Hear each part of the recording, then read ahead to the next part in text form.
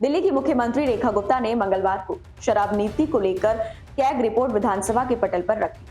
दिल्ली सरकार को 2021-22 की शराब नीति के कारण कमजोर नीति ढांचे से लेकर अपर्याप्त कार्यान्वयन तक कई कारणों की वजह से 2000 करोड़ रुपए से अधिक का नुकसान हुआ है।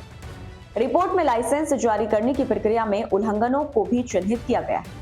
इसमें बताया गया है कि अब आबकारी नीति वापस ली जा चुकी है।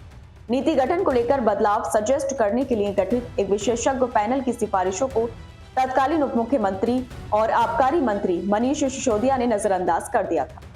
शराब पॉलिसी पर सीएजी की रिपोर्ट में क्या है, तो बता दें कि नई आबकारी नीति से दिल्ली सरकार को करीब 2000 करोड़ रुपए का घाटा लगा है। नई शराब नीति में पहले के एक व्यक्ति को एक लाइसेंस मिलता था। नई नीति में एक शख्स 2 दर्जन से ज्यादा लाइसेंस ले सकता है। दिल्ली में पहले 60% शराब की बिक्री 4 सरकारी कॉरपोरेशन से होती थी। नई शराब नीति में कोई भी निजी कंपनी रिटेल लाइसेंस ले सकती है। शराब बिक्री का कमीशन 5% से बढ़ाकर 12% किया गया। थोक का लाइसेंस शराब वितरक और शराब निर्माता कंपनियों को भी दे दिया गया, जो कि उल्लंघन है। लाइसेंस देने से पहले आर्थिक या आपराधिक कोई जांच नहीं की गई। शराब लाइसेंस देने में राजनीतिक दखल और भाई भतीजावाद हुआ। लिकर जोन के लिए 100 करोड़ के निवेश की जरूरत होती थी, लेकिन नई पॉलिसी में इसे खत्म कर दिया गया।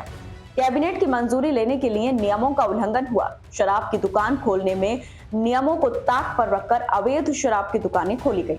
घरेलू और मिक्स लैंड यूज में भी शराब की दुकानें खोली गई। एमसीडी और डीडीए की अप्रूवल नहीं ली गई। शराब दुकानें गलत जगह पर खोली गई। शराब की क्वालिटी से समझौता किया गया। क्वालिटी स्टैंडर्ड्स और बीआईएस की रिपोर्ट नहीं होने पर भी शराब बेचने की परमिशन मिली। शराब की टेस्टिंग की कुछ रिपोर्ट दी गई, लेकिन जांच में पता चला कि ये लैब अनाधिकृत थी। विदेशी शराब के मामले में 51% रिपोर्ट पुरानी या गायब थी। शराब में हानिकारक तत्वों की रिपोर्ट को अनदेखा किया गया। दिल्ली की शराब की तस्करी को रोकने के लिए कोई ठोस उपाय नहीं उठाए गए। अवैध शराब बेचने को बढ़ावा मिला। चुनाव के दौरान चर्चा में रहे कथित शराब घोटाले पर रिपोर्ट में 941.53 करोड़ रुपए के राजस्व नुकसान का दावा किया गया है।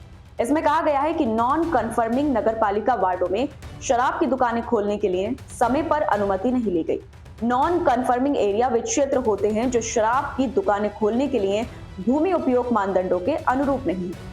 तो वहीं 2000 करोड़ के नुकसान को लेकर दिल्ली की पूर्व सीएम आतिशी ने बीजेपी को जिम्मेदार ठहराया है। सुनिए क्या कुछ कहा। 2000 करोड़ कम रहने के पीछे किसका हाथ है? किसने रोकी इस पॉलिसी की इंप्लीमेंटेशन? किसने ये 2000 करोड़ का सरकारी खजाना बढ़ने से रोका? इस सीएजी रिपोर्ट के आधार पर उस पर इन्वेस्टिगेशन होना जरूरी है और मैं उम्मीद करती हूं कि उस पर इन्वेस्टिगेशन होगा, क्योंकि ये इंप्लीमेंटेशन रोकने के पीछे 3 लोग जिम्मेदार हैं।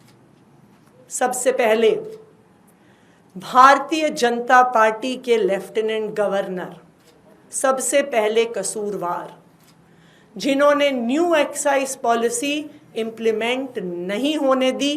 कसूरवार number 2 central bureau of investigation, जिसने इस पॉलिसी का 1 साल पूरा होने से पहले इस पॉलिसी के आधार पर एफआईआर करी। कसूरवार नंबर 3 इन्फोर्समेंट डायरेक्टोरेट, जिन्होंने इस पॉलिसी खत्म होने के 1 साल पहले ही इस पॉलिसी पर ईसीआईआर करी। इस खबर में इतना ही। अगर आपको वीडियो अच्छी लगी हो तो चैनल को लाइक, सब्सक्राइब और शेयर जरूर करें।